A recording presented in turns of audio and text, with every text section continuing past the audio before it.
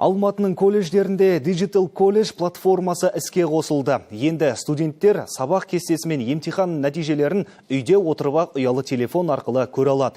Сондай-ақ бұл жүйе арқылы ата-аналардың да балаларының емтихан кестесі мен сабақ үлгерімін бақылап отыруына мүмкіндігі бар. Жоба Алматы қалалық білім басқармасы мен мемлекеттік қызмет істер жөніндегі департаменттің бірігуімен жүзеге асып отыр. Қазіргі жоба Digital College дейді. Демек, цифрлық колледж деген сөзіміз, ол біздің осы адалдық алаң жобасының арқасында болып жатыр. Осы жобаның арқасында цифрлық Қазақстан бағдарламасы жүріп жатыр. Қазір таңда қалада бізде 38 жоғары білім оқу мекемесі бар. Оның ішінде 36-сында студенттер қызмет көрсету орталықтары ашылды.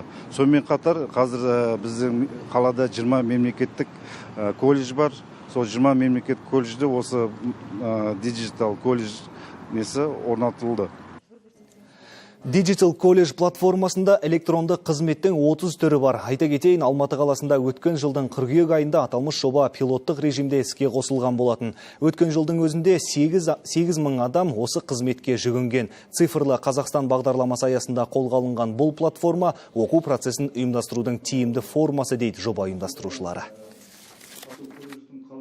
Бұл жерде біздің студенттеріміз, мұғалімдеріміз, басқа қызметкерлеріміз алыс жақын халыққа қызмет көрсету орталықтан бармай-ақ электронды қызмет көрсету орталығынан өздерінің жеке электронды кілттері арқылы керекті анықтамаларды, керекті өтініштерін осы жерден ешқайда шықпай-ақ бере алады.